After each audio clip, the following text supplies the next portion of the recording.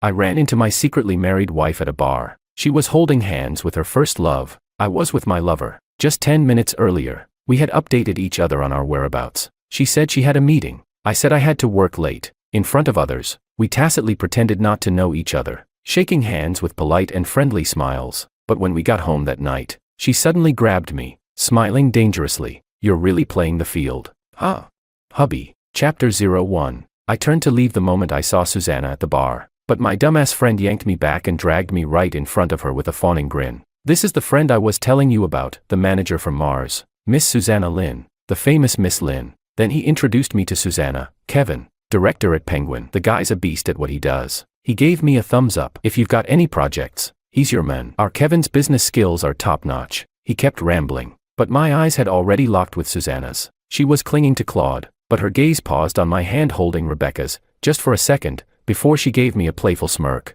"I've heard so much about you." She extended her hand. "Didn't expect to run into a director at a bar. I thought people like you were so swamped with work, you'd be busy doing overtime right now." As she spoke, her fingertips dug sharply into my palm. I twitched slightly and snapped back. I also thought Miss Lin would be in a very important meeting at this hour. We exchanged a long look, a flicker of danger in her eyes. Then we both let go and turned away. Everyone in the booth was part of our circle, but Susanna and I were secretly married, apart from our parents. No one else ever knew. We've been married for 7 years, and people around us still think we're single. We often get set up on blind dates. "That's Miss Lin's first love," someone said, raising a glass with a laugh. "Didn't think our Miss Lin was such a hopeless romantic. Ever since Claude left for abroad 7 years ago, she never got married, just waited longingly for him." I gotta say, Miss Lin is the definition of a top-tier single woman. All these years, she's been bombarded with suitors and eligible bachelors, but none of them won her over. A true, loyal romantic. Now that Claude's back, they're together again. "I'd say a wedding's coming up soon. Better invite us to the party." Ha ha ha.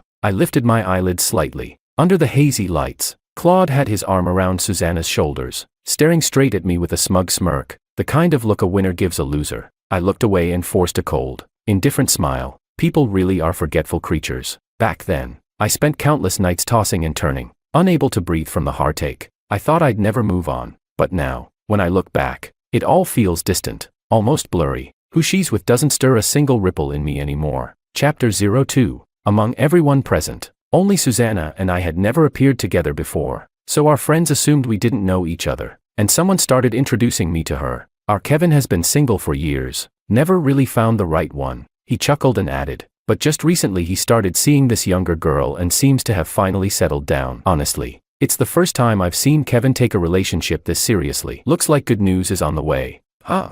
Beside me, Rebecca smiled and held my hand. Her eyes curved into crescents as she said sweetly, "I'll be of legal marriage age in 3 months." Even in the sultry atmosphere of the bar, the clarity in her eyes wasn't dimmed. She had that spoiled princess kind of delicate face, but her gaze was pure and unwavering, bright puppy dog eyes that locked onto their person and refused to let go. Something stirred in my heart. Meeting Rebecca was completely unexpected. I had just won an award and was invited back to my alma mater to give a lecture. Rebecca wasn't even in my field, she only came to earn some extra activity credits. Who knew that when I was about to leave after the talk, she'd be the first to run up and stop me?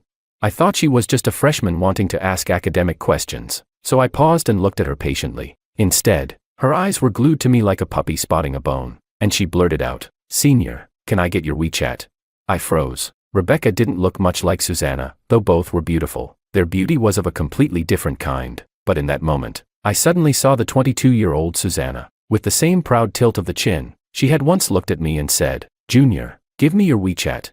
I don't know why, but I instinctively pulled out my phone and scanned her QR code. Later, Rebecca told me that the moment she saw me, it felt like Cupid had hit her heart with an Italian cannon. She was blown to bits. 2 hours of the lecture went in one ear and out the other. She couldn't focus on anything except staring at me. I never tried to deceive her. I told her straight up that I was already married. She was upset for a while, but she still came back to me. "As long as you divorce her before I reach legal marriage age, I'll forgive you." She looked down at the tips of her shoes, and for a moment I could almost imagine floppy little ears drooping behind her head as she said, 1 year and 3 months to go. At the time, Susanna and I had just had a huge fallout. The reason? I found out she had flown overseas to celebrate Claude's birthday. I already knew there was something between Susanna and Claude. The three of us went to the same high school. They were each other's first love, and their families were perfectly matched. Their relationship back then was fiery and intense. As for me, I was just one of the many ordinary guys secretly crushing on Susanna. Susanna and Claude had been together from age 16 to 22, a full 7 years. They only broke up after college. The reason was simple: they were both prideful, elite individuals. Susanna, being the princess she was, never liked to compromise.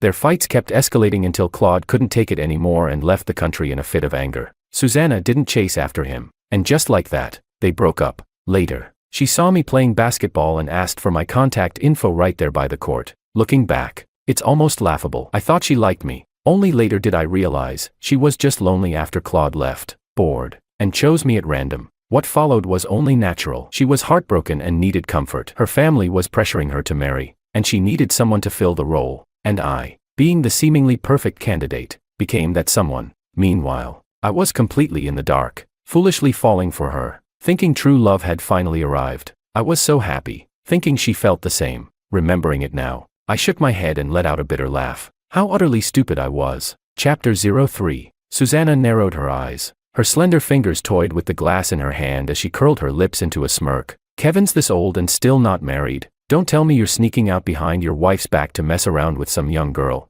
I glanced at her. In the midst of the noisy crowd, Susanna was, without a doubt, the one who stood out the most. Her body was curvy and full in all the right places, her features sharp and refined, and her almond-shaped eyes were lined to perfection, lifting ever so slightly at the corners. Time hadn't dulled her at all, it had only made her more intoxicating. She was slouched lazily in the booth in a tight black dress. The thin fabric stretched over her chest in a way that exaggerated her figure. The men around her couldn't stop sneaking glances. I took a sip of my drink and said coolly, "Miss Lynn, it's honestly a bit surprising that you're still single at your age. You're not sneaking out to see an old flame behind your husband's back, are you?"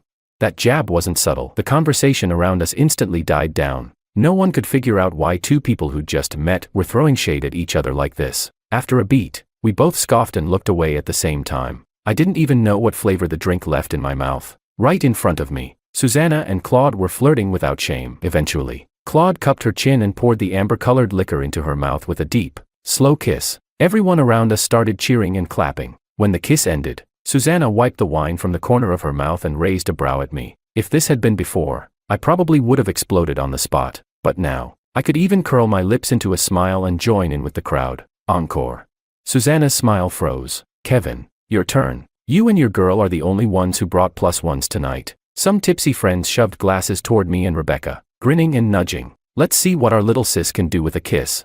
Rebecca came from a wealthy family too. She was on par with Susanna in every way, but she'd been raised under strict discipline and never really partied in our circle. According to her, I was her first love. Her ears turned red slowly. Beside her, Susanna's smile completely fell apart. Her hand clenched tightly around her glass. Unlike Susanna, I wasn't into public displays of affection. I raised a hand, ready to politely decline, but Rebecca leaned in. Her eyes were misty, and she looked up at me. Only then did I realize the girl I'd always thought was still too young had, somehow, already grown up. Her gaze dropped to my lips, and her own were dewy and softly tinted as she whispered, "Baby, temptress." In that moment, I finally understood what it meant to be both innocent and seductive. Rebecca's face was young, always carrying that unmistakable girlish charm. Even though she stood 168 centimeters tall with curves that turned heads, calling me baby still made her seem like a child. But now, with the flush of alcohol in her cheeks and that subtle pull of her eyes, there was an unintentional allure in her expression.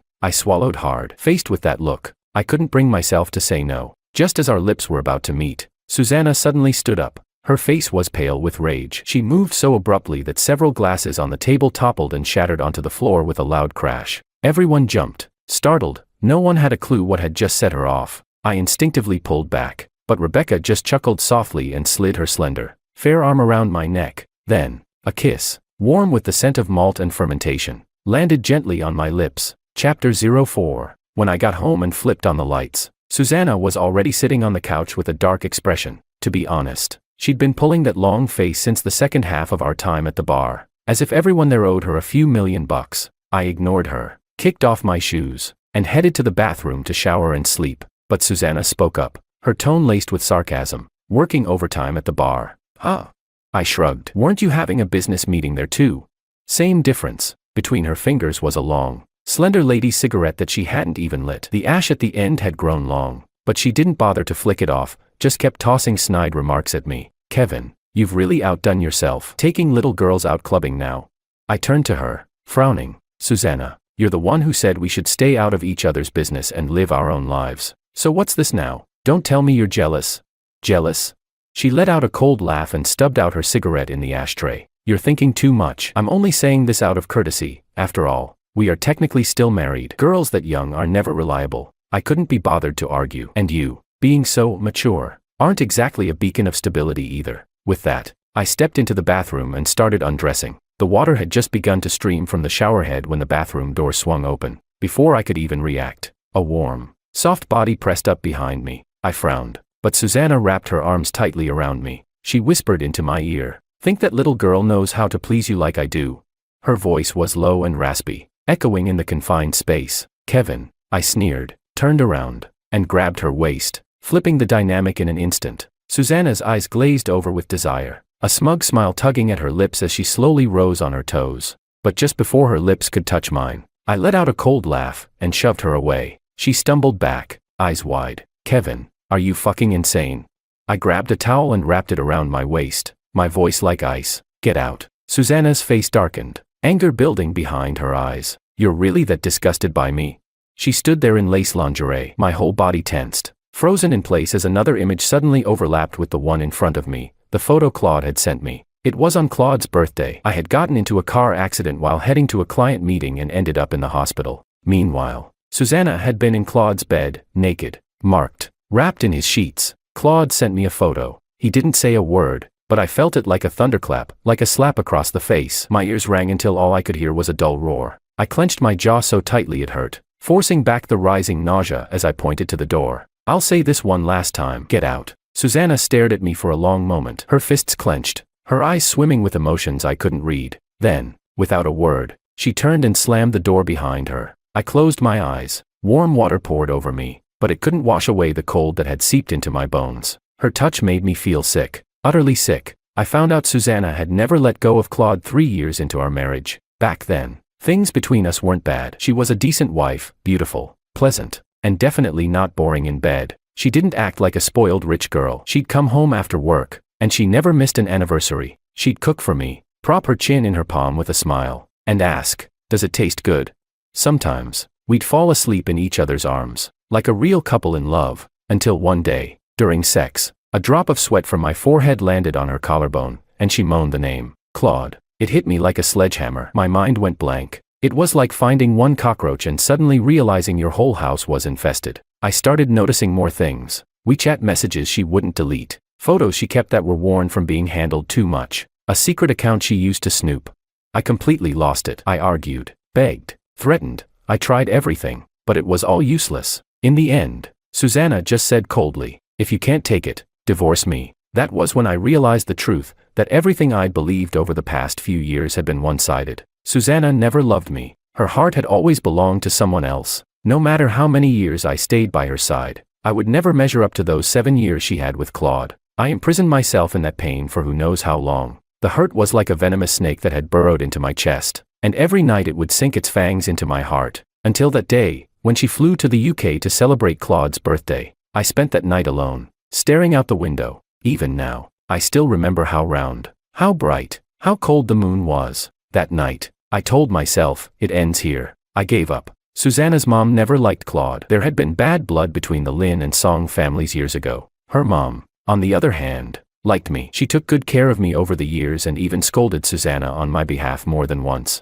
A year ago, her mother fell seriously ill. The doctor said if she was lucky, she'd last another year or two. Susanna didn't want to upset her, so we agreed to wait until after her mother passed to get a divorce. As compensation, she offered me 7% of her company's shares. I said yes, not for the money, but out of gratitude for her mother's kindness over the years. From that day on, we went our separate ways. Chapter 05. Susanna didn't come home at all for the next week. We only got into the same car again on her mother's birthday. "Try to act like a decent husband later, will you?" Susanna said, one hand on the steering wheel, "and make sure your little kitten or puppy or whatever doesn't call you if we slip up. Say goodbye to your precious 7% shares." I let out a cold laugh. "Worry about yourself first." Susanna's face darkened, and she said nothing more. Her mother lived in a villa halfway up the mountain. We drove along the winding road, climbing higher and higher, until suddenly Susanna's phone rang. She glanced at the screen and immediately picked up. I turned my face away instinctively. A few years ago, I used to call Susanna often. We were newlyweds back then,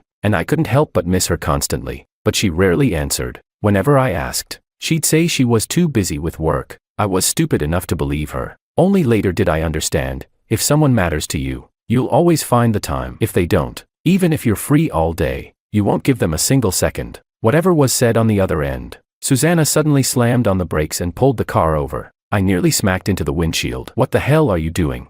Susanna's expression was serious. Something came up. You go by yourself. I stared at her. Are you fucking insane? We're halfway up a mountain. At least drop me off at the top. It's urgent. Claude needs me. Get out, she said, impatient. The seat lifted automatically, and she shoved me out so hard I nearly twisted my ankle. Before I could even curse her out properly, the sports car peeled off with a roar, leaving only exhaust behind. Susanna, what the fuck is wrong with you?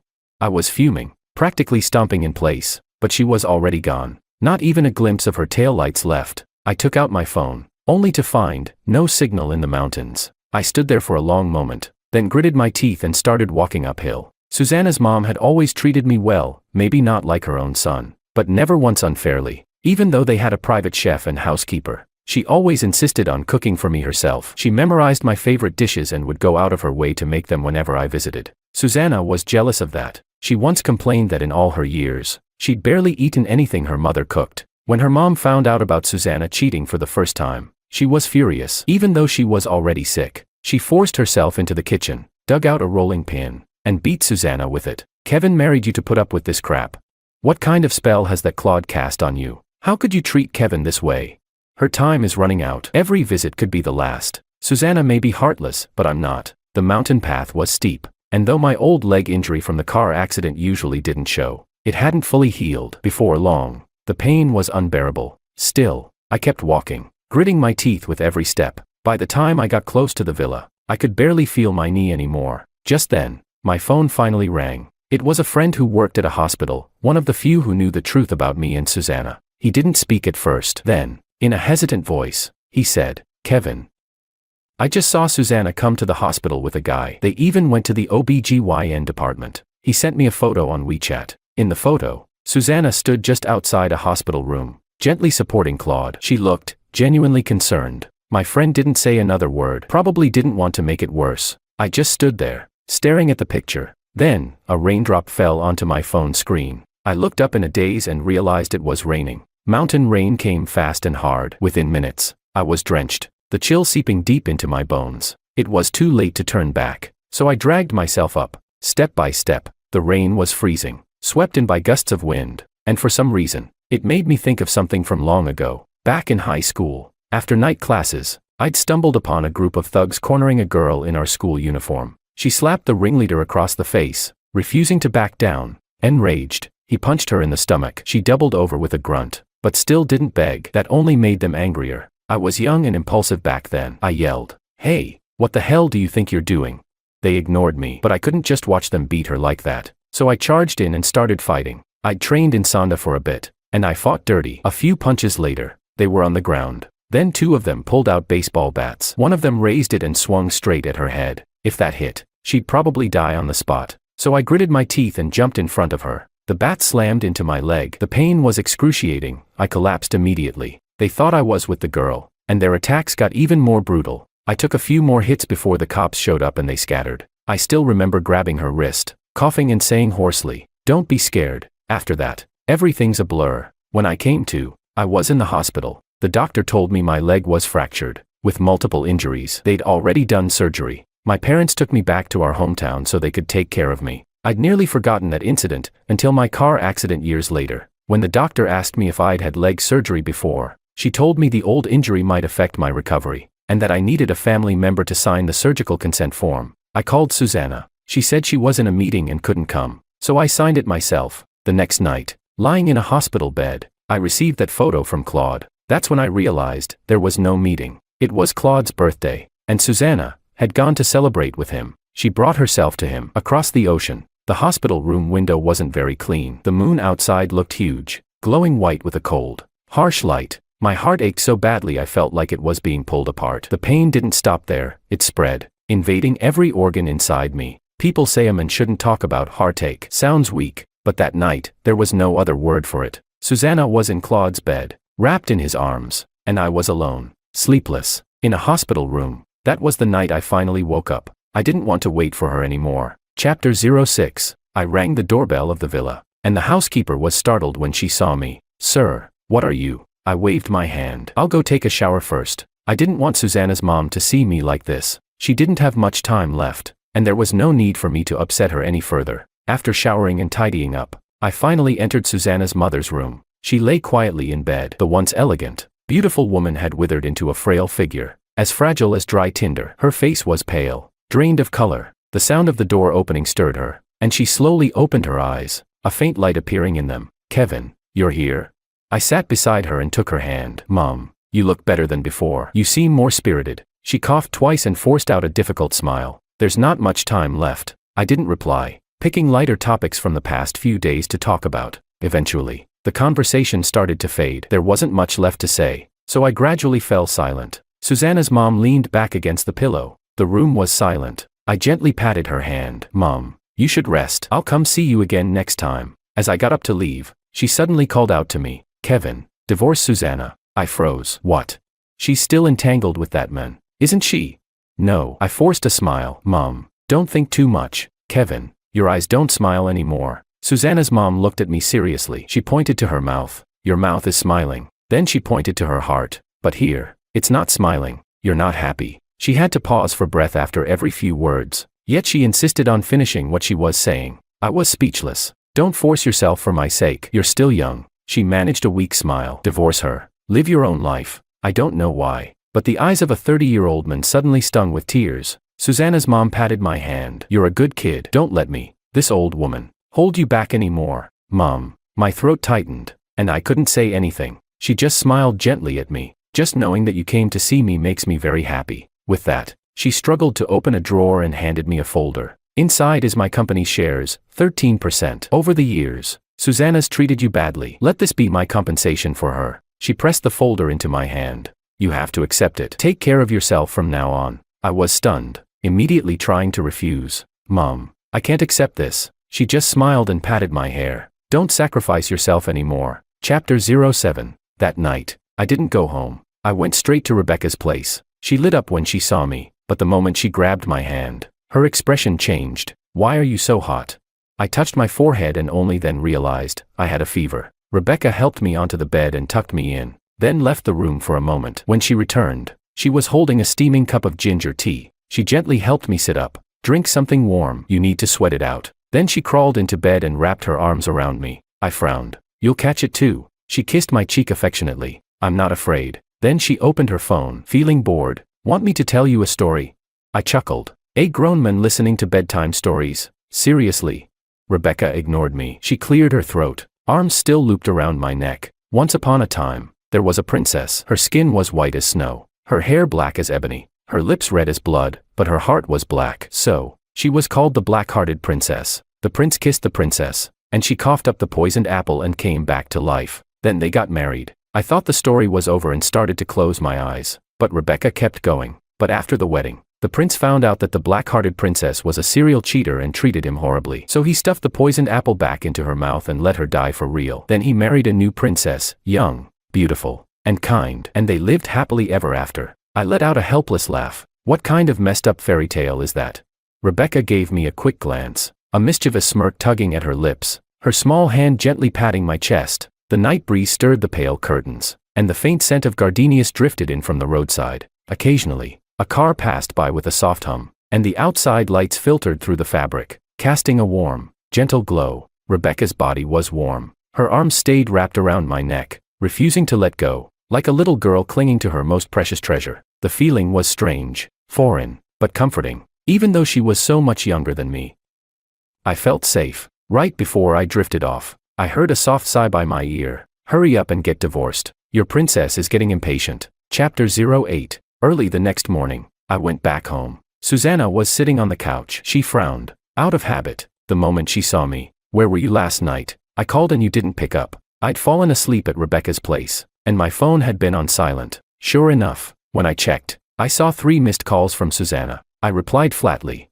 Not your business. Susanna's expression darkened. Then, somewhat awkwardly, she added, Claude wasn't feeling well yesterday. He's always had health issues. No need to explain. I changed into my slippers, my voice impatient. I don't care. There was a time when I desperately wanted to know Susanna's every move. Just hearing her and Claude's names in the same sentence used to wreck me. But now, I didn't even want to hear about it. I came back to get divorced. I threw the divorce papers at her. Your mom already knows everything. She's transferred her shares to me. You can keep your 7%. I want this divorce finalized ASAP. If you stall, I'll take those cheating photos Claude sent me straight to the court. Susanna froze. I'd kept that photo all along to remind myself of the humiliation. Every time I looked at it, my love for Susanna withered a little more, until nothing was left. I thought we agreed to wait for now. She frowned. Kevin, you're really in that much of a rush to be with that girl?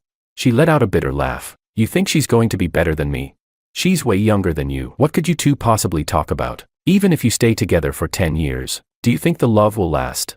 She shook her head, sarcasm all over her face. Kevin, you're still so naive. I turned and looked straight at her. The woman I'd once been thrilled to marry now looked absolutely repulsive. Still better than a two-faced cheater. I sneered. Susanna, do you know how disgusting it is for someone like you to ruin another person's life and still act like you've done nothing wrong?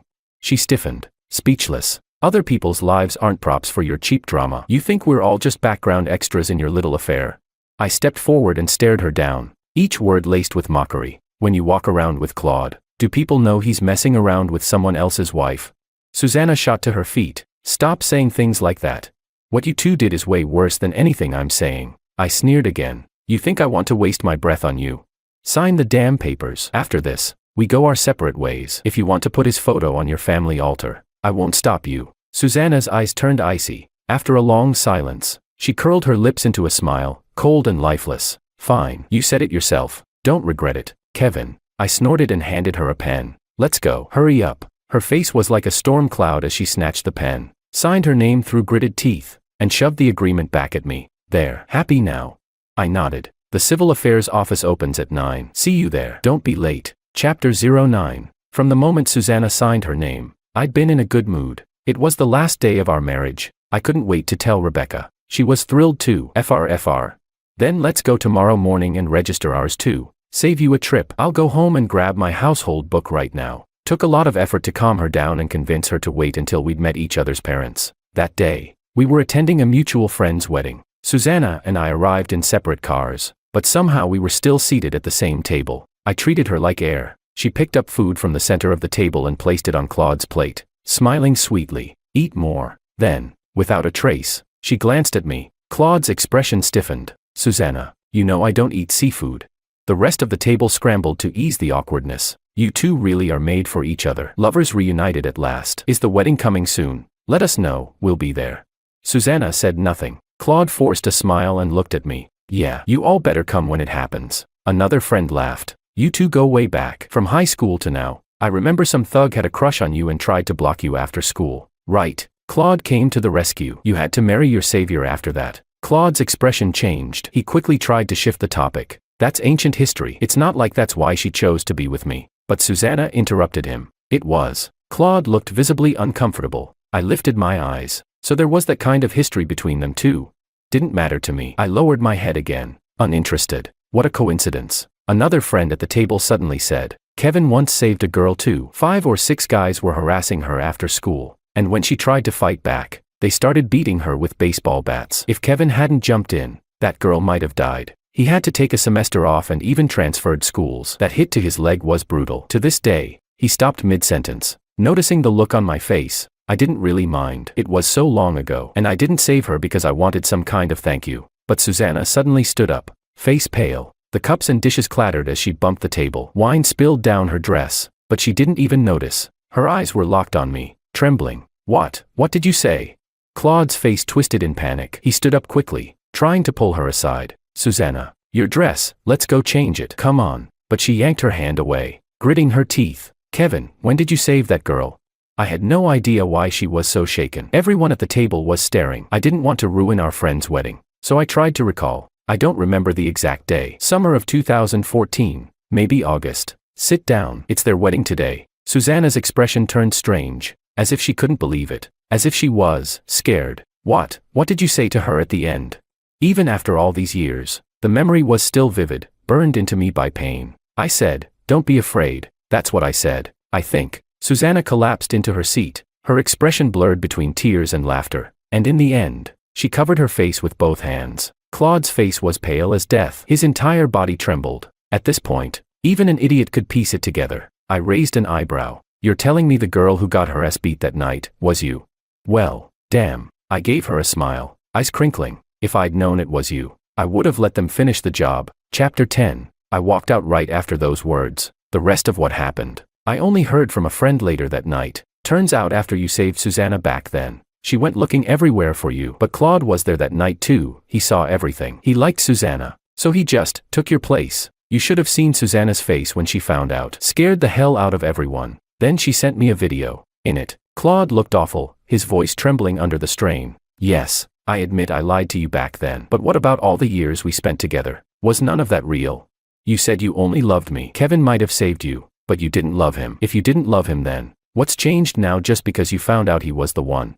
Susanna's face was like ice. The way she looked at Claude now had none of the warmth she once had, only the cold fury of someone staring down a lifelong enemy. She shoved him away hard, her voice sharp and bitter. "Claude, this isn't over." My friend sounded way too gleeful. "Claude's screwed. I heard his dad has a secret son from an affair and plans to leave everything to that kid." Claude only came back to cling to Susanna for support, but Susanna cut off all his cards, took back the villa and the car. And from the way she sounded, it's just the beginning. I put down the phone, my heart heavy. I wasn't nearly as calm as I looked. What a fucking mess. Susanna only liked Claude because he stole the credit for something I did. Then she turned around and used that to ruin me. In this twisted triangle, I was the biggest loser. Did I hate her?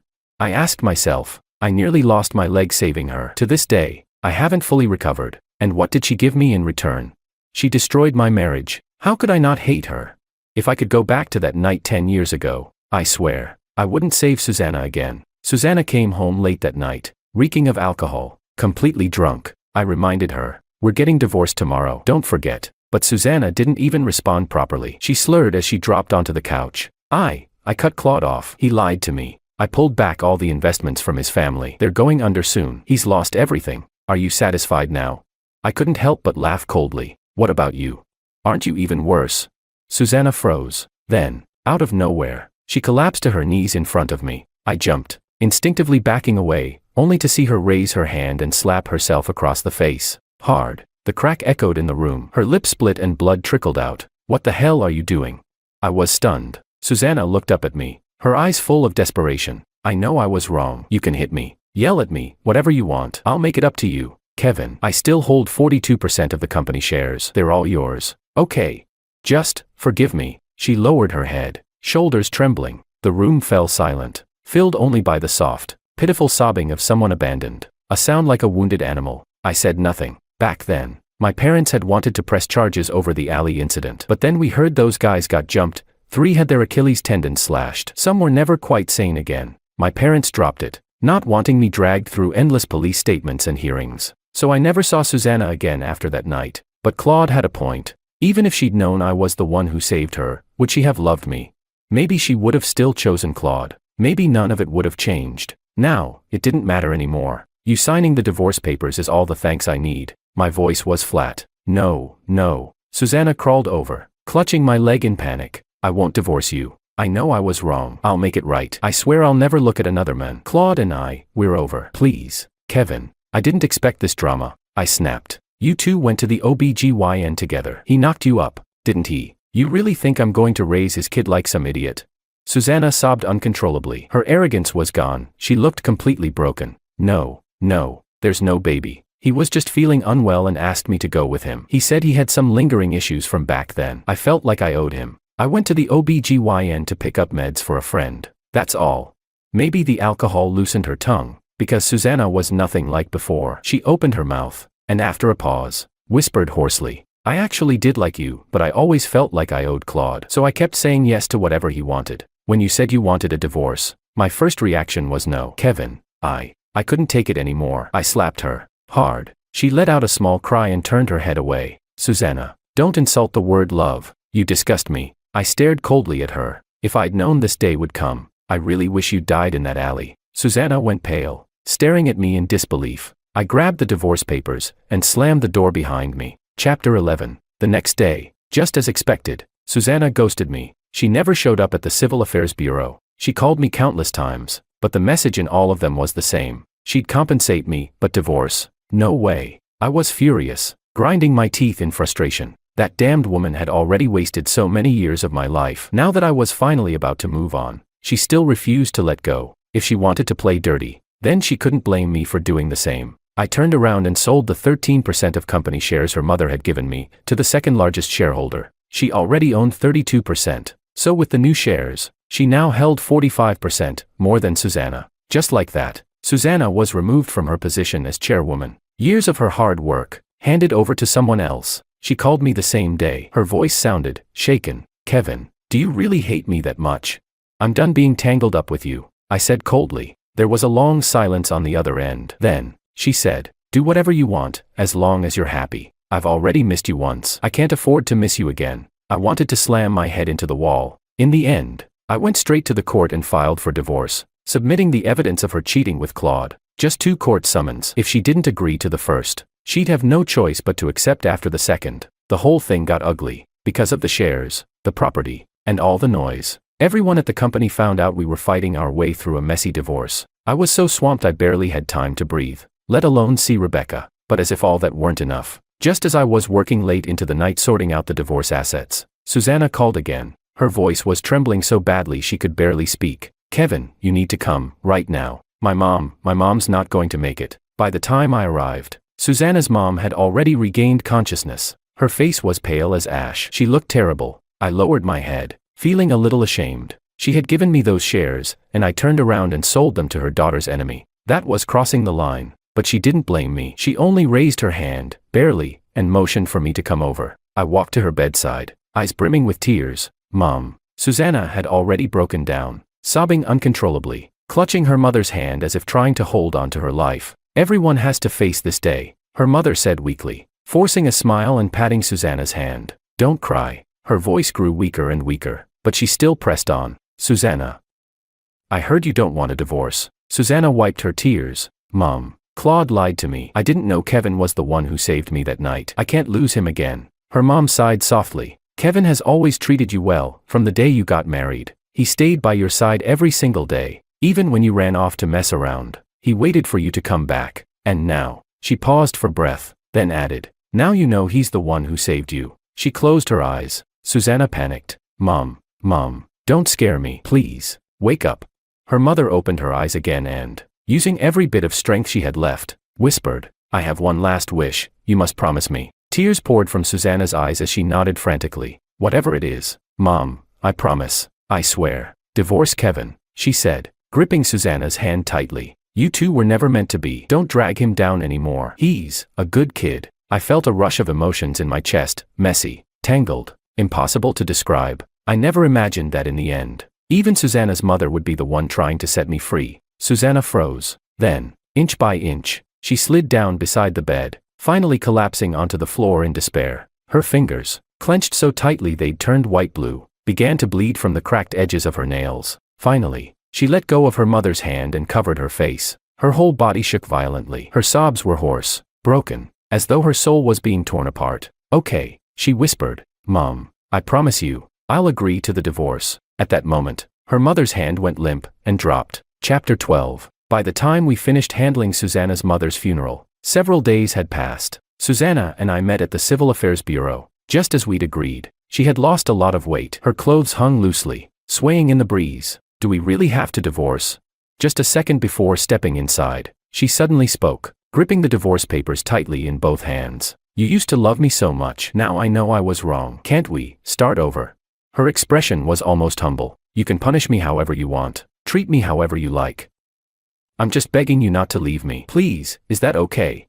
She covered her face and sobbed. "I won't care about that woman. I swear. You can do whatever you want out there. Just come home." I looked at the sky in the distance. After a pause, I asked, "Susanna, who do you really love? Is it me, Claude, or the memory of the person who saved you back then? If Claude hadn't lied to you back then, would you still have fallen for him?" She answered quickly, desperate, "Of course not." I smiled and shook my head. "It doesn't matter anymore. If you still have even a shred of gratitude for how I treated you, then let me go. Susanna, I truly, honestly, don't love you anymore." The wind tousled the hair on her forehead, and I thought I saw her eyes turn red. Then she forced out a broken smile. "All right, Kevin, I'll let you go." In the end, her voice sounded as though something was stuck in her throat. Each word seemed harder and harder to say. "The house, the car, the stocks, the savings, they're all yours. I'll walk away with nothing." She pulled out a new agreement. "Call it compensation. You don't want me? Then at least take the money." I glanced at the divorce papers, stunned. Susanna wasn't just giving me half. She was giving me everything. All 42% of her company shares. Every last property. Every asset. Every cent. She didn't keep a single thing. I didn't want anything more tying me to her. I shook my head. "There's no need." She gave a bitter laugh. "If you don't take it, I won't sign." I had no choice but to write down my name. I didn't ask her what she'd do from here. Whatever she did, it had nothing to do with me anymore. I wouldn't go soft again.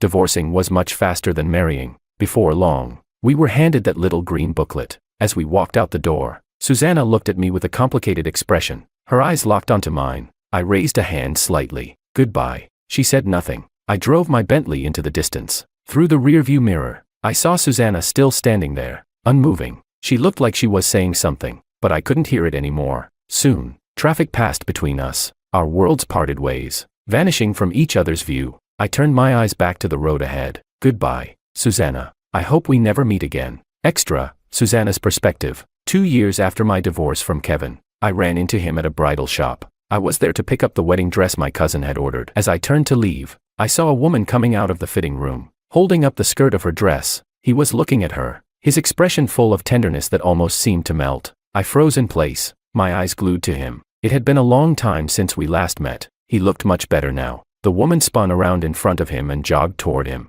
her eyes sparkling. "How do I look?" He smiled, his eyes full of warmth. "You look great." For some reason, my mind wandered back to many years ago, back when we had just gotten married. He had been just as excited, pulling me to see wedding dresses. What was my reaction back then? I think I was always lost in thoughts of Claude, impatiently looking down. "Everything's fine, just pick whichever one." Before we left, I glanced over. He was standing there, his shoulders that had been so rigid now sagging. The smile on his lips had faded, replaced with an air of quiet loneliness. I felt a sharp pain in my heart, and when I looked back at him, I saw him staring at the woman across from him for a long while, before pulling out his phone to take a picture of her. Then, he waved, and the two of them huddled together, whispering about something. "I think this one makes my arms look too big. What do you think?" "This one. I think the third one is better." I asked the sales assistant, and the embroidery and rhinestones were all hand-stitched, flown in from Paris. Now that you mention it, the third one does look great. Don't rush. Try on some more. We'll swap it out if we find a better one. For now, let's settle on this one." "Okay."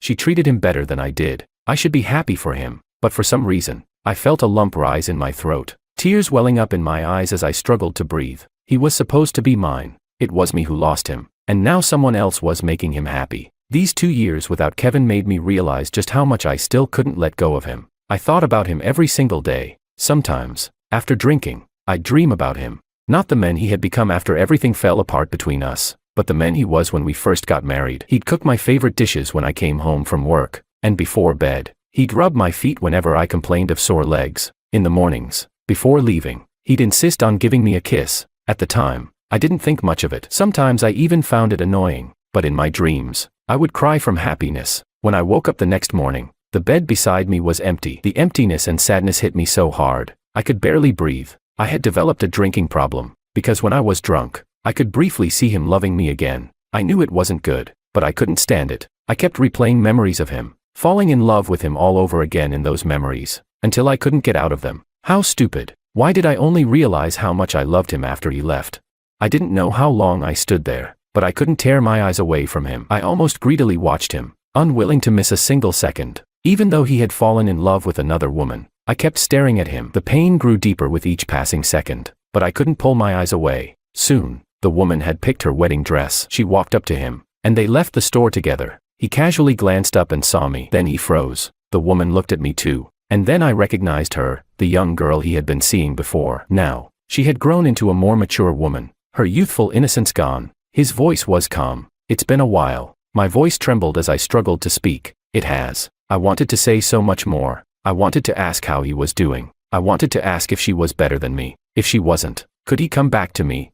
But in the end, I couldn't say anything at all. He waved his hand, clearly not wanting to speak with me, and took the woman's hand as they walked away. As they got farther, I heard her ask him, "Your ex-wife? She's changed a lot." I almost didn't recognize her. He responded flatly, "She's not important. No need to recognize her." They got into a car and drove off with the roar of the engine. I stood there, watching the car disappear down the street. I remembered that when we got divorced, it was the same. I watched him walk away, but this time, it felt like a real farewell. He seemed happy. That's good. As for me, maybe I'll never be happy again, but that's okay, as long as he's happy. Kevin, I wish you happiness. This time, I truly mean it.